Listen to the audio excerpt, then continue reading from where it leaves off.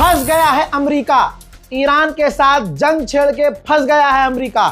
तमाम चीजें होने के बाद जो मैंने अब तक आपको तमाम अपडेट्स में बताई हैं, ताजा जानकारी यह है कि डोनाल्ड ट्रंप ने अपनी सरकार के साथ, मतलब जो उसकी पूरी टीम है, डेमोक्रेट्स हैं, दूसरी पार्टी के लोग, उनको बुलाया।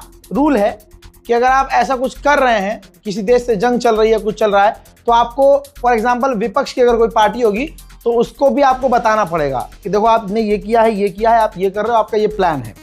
वहाँ विपक्ष कुछ नहीं है, वहाँ डेमोक्रेट्स हैं, ठीक है, दूसरी पार्टी के मेंबर्स हैं, वो भी मेंबर ऑफ पार्लियामेंट, तो उनको बुलाना पड़ेगा, बताना पड़ेगा। तो सीक्रेट मीटिंग थी ये, इसमें प्रेस नहीं था, इसमें पत्रकार नहीं थे, बंद कमरे में मीटिंग हो रही थी, ब्रीफ कर रहे थे ट्रंप। तो ये जो मीटिंग हुई, तो मीटिंग के बाद इस डोनाल्ड ट्रंप की मीटिंग में जो दूसरे नेता गए थे वो बौखलाए हुए और डरे हुए बाहर निकले। दोस्तों, मीटिंग के बाद जो पहला नेता बाहर आया और उसने मीडिया से बात करी, तो भाई इसने खुलासा किया कि अंदर डोनाल्ड ट्रंप ने, पार्टी ने डोनाल्ड ट्रंप की ये एक्सप्लेन किया है कि वो ड्रोन को नहीं रोक सकते, ड्रोन्स के लिए उनके पास कोई ऑप्शन नहीं है। बहुत डराने वाली भयावह स्थिति है, जैसा उन्होंने सोचा नहीं था उससे ज़्यादा बुरी स्थिति है। उन्होंने हमें बताया, यानी ये कह रहा है कि ट्रंप ने हमें बताया कि अभी और अमेरिकी मारे जाएंगे। जी हाँ, अब दूसरी डेमोक्रेट जो दूसरी नेता हैं, वो जब आई अंदर से, तो उन्होंने कहा कि ये तो हमने सोचा ही नहीं था, भयावह स्थिति है, मैं डरी हुई हूं, लेकिन अब तो और ज्यादा डरी हुई हूं। उन्होंने कहा कि ट्रंप के पास कोई प्लान नहीं है कि जंग के बाद क्या होगा, हालात बहुत खराब हैं। इनका आप बयान सुन लीजिए। I just left a classified briefing on Iran, and here's what I can say. It is so much worse than you thought. You are right to be worried. Trump administration has no plan in Iran. This illegal war is based on lies, and it was launched without any imminent threat to our nation. Donald Trump still hasn't given a single clear reason for this war, and he seems to have no plan for how to end it either. Like a lot of you, I am really angry. I am angry at what Donald Trump is doing, and I feel grief for those already killed in this unnecessary conflict. And I will keep doing everything I can to fight to end this war. ऐसे ही Trump का करीबी एक नेता है, उसके साथ तो लोल हो गया। वो मीडिया पर आया और उसने कहा कि कोई नहीं चाहता कि इजराइल के पास न्यूक्लियर हो, बोलकर वो जाने लगा। फिर उसको याद आया कि मैंने तो सच बोल दिया। फिर कहता है, एक्सक्यूज मी, मैंने क्या बोला? तो पड़ोसी ने बताया कि आपने बोला कि इजराइल के पास न्यूक्लियर ना हो, कोई नहीं चाहता कि इजराइल के पास न्यूक्लियर हो। तो उन्होंने कहा नहीं, मैं इजराइल की जगह ईरान कहना चाहता था। ये रहा video. Do you think Israel, forced the U.S.'s hand here, boxed the U.S. in on this? Look, no one wants a nuclear war. No one wants a nuclear Israel, but we certainly don't want an endless war, plain and simple. What did I say? Nuclear Israel. Oh, no. Got it. Let me say that again. No one wants an endless war, but we certainly don't want a nuclear Iran. That's for sure. Okay? At what point does the lack of DHS funding? Report यह है कि UAE के करीब एक और tanker पर हमला हुआ है। लगातार ईरान मिडिल ईस्ट के लिए खतरा बनता जा रहा है। इस ईरान की जंग का, ईरान के हमलों का असर सारी दुनिया में दिख रहा है। साउथ कोरिया की स्टॉक मार्केट 6% गिर गई है और अभी स्टॉक मार्केट का और बुरा हाल ईरान के हमलों की वजह से होने वाला है। अमेरिका ने कहा कि अभी तक ईरान 500 बैलिस्टिक मिसाइल और 2000 ड्रोन्स दाग चुका है। हजरत, उधर IRGC ने ऐलान किया है कि अब तक हमने अमेरिका के 160 सैनिकों को कत्ल किया है और अमेरिकी सैनिक घायल भी बुरी तरह से हैं। ट्रंप की सरकार बौखला गई है। सिर्फ 4 दिन के ईरान के हमलों से अमेरिका को एहसास हो गया कि उसके हथियार खत्म हो रहे हैं। ट्रंप प्रशासन ने हथियार बनाने वाली कंपनी और दलालों से मुलाकात की और उनसे कहा कि हथियार ज्यादा बनाइए। मिडिल ईस्ट में ईरान का पूरा रौला जम रहा है। ईरान ने दावा किया है कि एक और F-15 अमेरिकी फाइटर जेट मार गिराया है। लेकिन इसकी कोई तस्वीर, कोई इसका और सोर्स नहीं है। जो सोर्स है वो मैंने लगा दिया है। हजरात, कतर के अंदर ये सैटेलाइट इमेज हमले से पहले देखिए, जहां अमेरिका का $1 बिलियन का रडार तैनात है। ये रडार इतना खास है कि 500 किलोमीटर दूर दुश्मन अगर हिल भी रहा होता है तो ये ट्रैक करके अपडेट दे देता है। सोचिए, इतना खतरनाक रडार है। हुआ क्या है, इसकी अभी की हालत क्या है, ये देखिए। हमले के बाद धुआं है, सब राख है।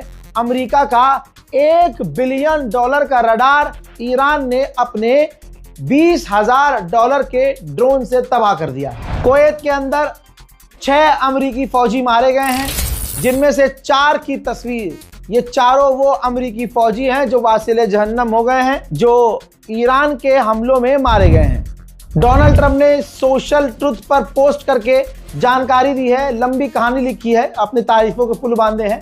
लेकिन उसमें मेन बात यह है कि कह रहा है कि हम 9,000 अमेरिकियों को, अभी तक 9,000 अमेरिकियों को हम मिडिल ईस्ट से सेफली रेस्क्यू करके अमेरिका ले आए हैं। उधर अमेरिका ने अपने परमाणु B-2 बॉम्बर से कई बार गुजरी रात ईरान पर बमबारियां की हैं। उधर सऊदी अरब की कैबिनेट ने ऐलान किया है कि हम सारे कदम उठाएंगे अपने आप को बचाने के लिए। मेरे दोस्तों, खुद डोनाल्ड ट्रंप ने कहा है कि मिडिल ईस्ट में सबसे बड़ा ऑपरेशन हमारा इस वक्त चल रहा है, जिस ऑपरेशन में हमारे 50,000 फौजी, 200 फाइटर जेट, 2 एयरक्राफ्ट कैरियर इस वक्त इस ऑपरेशन में, जिसका नाम एपिक फ्यूरी है, यह ऑपरेशन चल रहा है। हजरात, आपने देखा कितनी बड़ी ताकत। खुद ट्रंप कह रहा है कि अब तक की हमारी सबसे बड़ी ताकत इस्तेमाल की जा रही है मिडिल ईस्ट में किसी के खिलाफ ऑपरेशन चलाने में। लेकिन उधर सामने वाला क्या कर रहा है? ईरान अमेरिका को हर जगह मार रहा है। मिडिल ईस्ट में ऐसी कोई जगह नहीं है जहां से अमेरिका भागा नहीं है, और हर जगह के लिए अमेरिका ने मिडिल ईस्ट में अपने लोगों के लिए और अमेरिकी फौजियों के लिए अलर्ट जारी किया हुआ है। अमेरिका के कमांडर ने बड़ा खुलासा किया है कि उन्होंने चोरी की। इन्होंने कहा कि हमने ईरान के ड्रोन की कॉपी की, हमने ईरान के ड्रोन को कॉपी करके उनको ईरान के ड्रोन से बेहतर बनाया, फिर उन्हीं के ड्रोन से हमने उन पर हमला किया।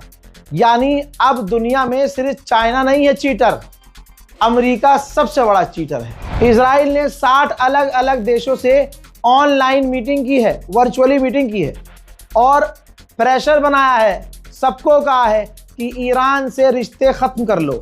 यकीन कर लीजिए, नेतन्याहू नंगा होके उल्टा लेट जाए या सीधा लेट जाए, अब ईरान पर कोई फर्क नहीं पड़ता। अमेरिका कुछ भी करे, ईरान पर अब कोई फर्क नहीं पड़ता, क्योंकि ईरान को जो डर था वो हो चुका है।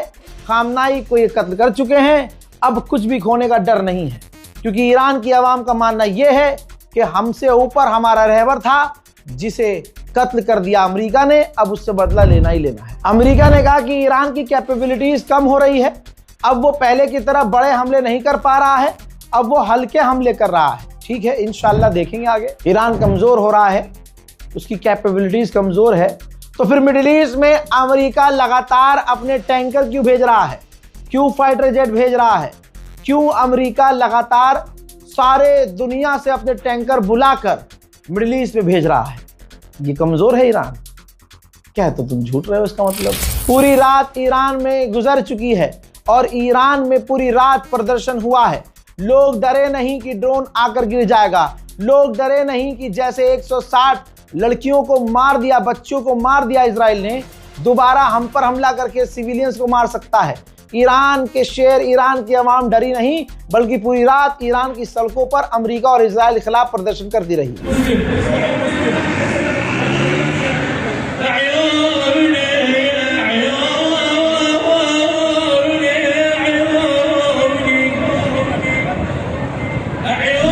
उधर दूसरी तरफ मेरे पास ताजा मंजर आए हैं तेहरान पर हमलों के।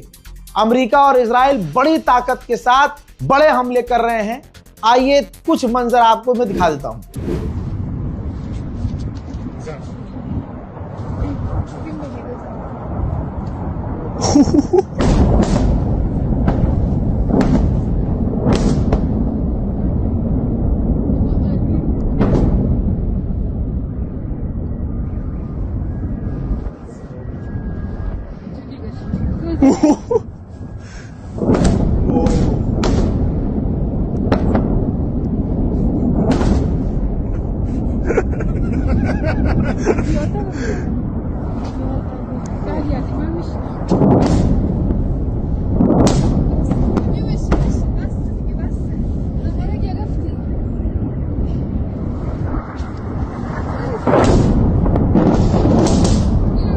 उधर अमेरिका दावा कर रहा है कि हमने ईरान की कई सारी सबमरीन समुद्र में डुबा दी है। हालांकि इस पर ईरान ने अभी कोई भी क्लेम नहीं किया है।